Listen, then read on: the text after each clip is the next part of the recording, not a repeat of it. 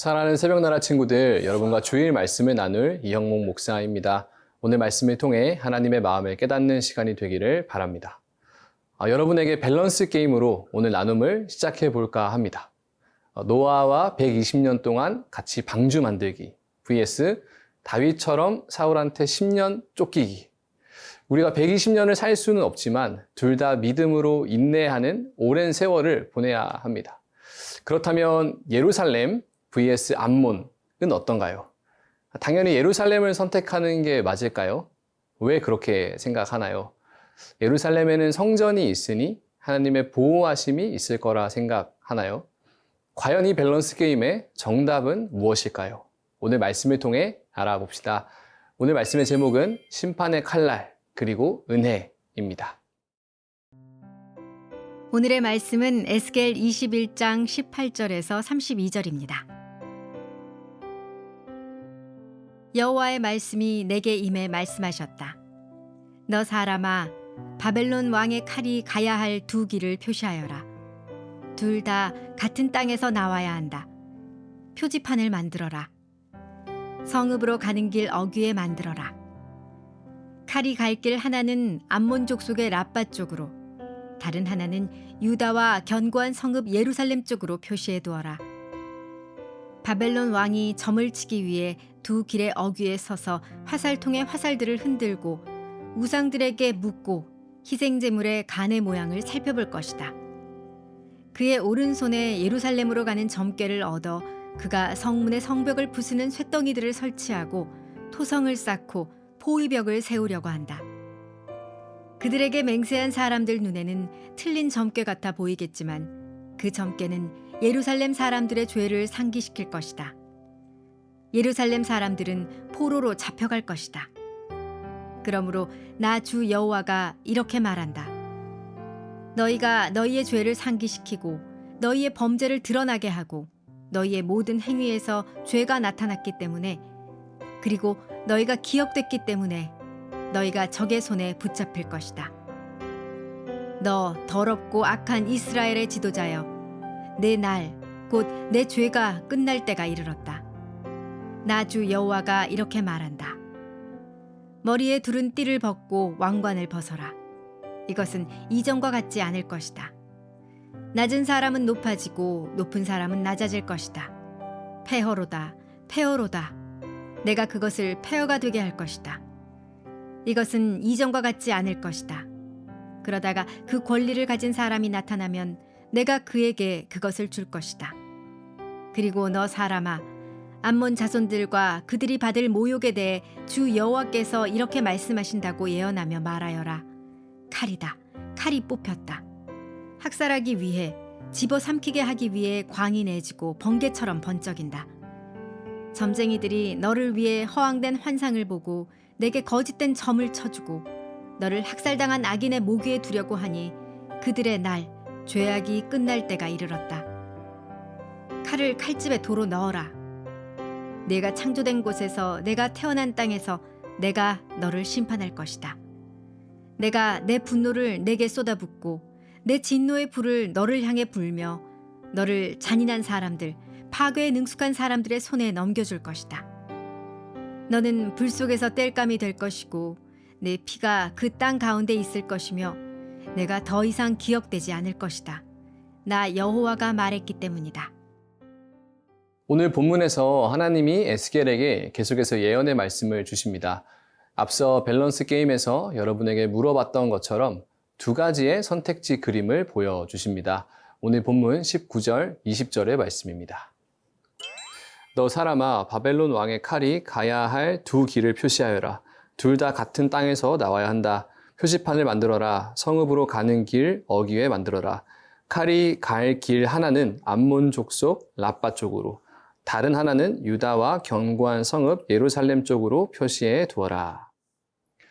하나님은 에스겔에게 암몬의 라빠로 향하는 길과 유다의 예루살렘으로 향하는 길이 만나는 갈림길에 그림을 그리게 하십니다. 그리고 그 길을 향해 칼을 세워두고 바벨론 왕으로 하여금 어디를 칠지 점을 치게 합니다.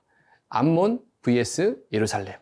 과연 그 점괘의 결과는 놀랍게도 바벨론 왕은 예루살렘으로 향하는 점괘를 얻게 됩니다. 예루살렘을 치기로 결정하고 침공을 위한 여러 무기들을 준비하게 됩니다. 앞서 밸런스 게임에서 예루살렘을 선택한 우리의 반응처럼 유다의 백성은 그 점괘를 믿지 않았습니다. 바벨론의 침공은 없을 것이라는 기대, 예루살렘은 절대 무너지지 않을 것이라는 헛된 기대를 끝까지 놓지 않았습니다. 그러나 하나님은 오히려 유다의 죄악을 드러내실 뿐 더 이상 특별 대우는 없었습니다. 어떻게 하나님이 우상을 숭배하고 악행을 일삼는 나라인 바벨론을 들어 유다를 치실 수 있냐는 생각이 들기도 합니다. 그러나 하나님은 세속의 악한 권세도 사용하셔서 자신의 백성을 심판하시는 분입니다. 우리는 막연하게 예루살렘은 하나님이 보호하실 것이라는 생각을 가지고 있었습니다. 그러나 하나님을 배반한 예루살렘은 더 이상 보호할 이유가 없었습니다. 만약 교회가 영적으로 무뎌져 하나님의 뜻을 깨닫지 못하고 순종하지 않는다면 세상의 정치, 경제, 사회, 문화적인 사건들을 통해 교회를 심판할 것입니다. 세상이 어떻게 교회를 무너뜨릴 수 있나? 하나님이 살아계시기는 한가? 라는 질문이 들 수 있습니다. 그러나 우리가 바로 서 있지 않으면서 교회는 무조건 안전하고 승리하리라는 근거 없는 자신감을 가져서는 안 됩니다. 교회가 교회의 역할을 해야만 하나님이 지키실 것입니다. 사랑하는 새벽나라 친구들, 교회를 열심히 다니고 있습니까? 그렇다 하더라도 결코 교만해서는 안 됩니다. 교회를 다닌다는 행위가 아니라 하나님이 기뻐하시는 교회의 모습, 신앙의 모습이 있어야 하는 것입니다. 오늘 하루도 하나님이 정말 기뻐하시는 삶의 모습을 가지고 살아가는 모든 세나 친구들이 되기를 바랍니다.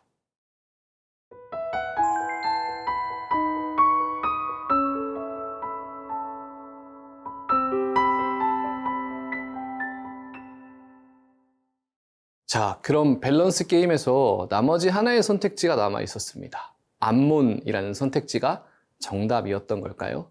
오늘 본문 28절의 말씀입니다. 그리고 너 사람아, 암몬 자손들과 그들이 받을 모욕에 대해 주 여호와께서 이렇게 말씀하신다고 예언하며 말하여라. 칼이다, 칼이 뽑혔다. 학살하기 위해, 집어삼키게 하기 위해 광이 내지고 번개처럼 번쩍인다.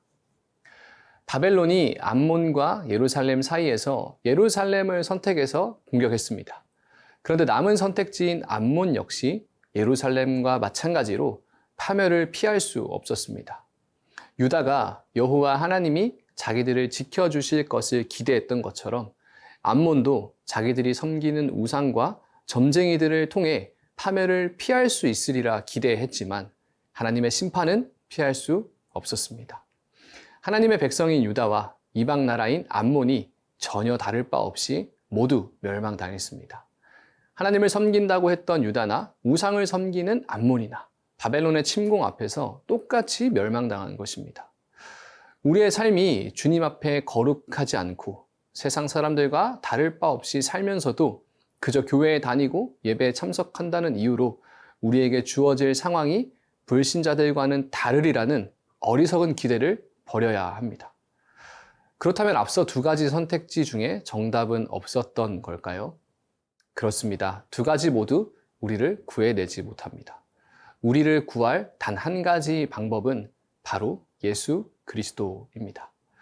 예루살렘이라는 종교의 껍데기가 우리를 지켜주지 못합니다. 암몬이라는 세상의 방법도 우리를 살려주지 못합니다. 하나님의 심판 앞에서 우리는 오직 예수 그리스도를 붙들 때만 살아날 수 있습니다. 심판의 칼날에서 우리를 구해내시는 은혜는 암몬도 예루살렘도 아닌 바로 예수님이었습니다. 사랑하는 새벽나라 친구들, 여러분은 무엇을 붙들고 있습니까?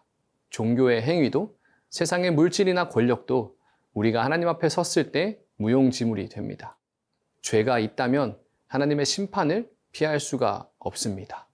그러나 죄에 대한 징계가 있을 때 예수님을 붙들고 감사함으로 통과해야 하겠습니다. 어떠한 삶의 순간에도 오직 예수님만 붙들고 거룩함을 향해 걸어가는 모든 세나 친구들이 되기를 바랍니다. 살아계신 하나님, 우리 아버지, 심판의 칼날은 예루살렘도 암몬도 피하지 못한다는 사실을 보았습니다. 우리는 무엇을 붙들고 있는지 돌아보게 됩니다. 하나님이 우리에게 베푸신 은혜인 예수님을 붙들고 심판을 통과하는 우리 모두가 되게 하옵소서. 예수님의 이름으로 기도합니다. 아멘.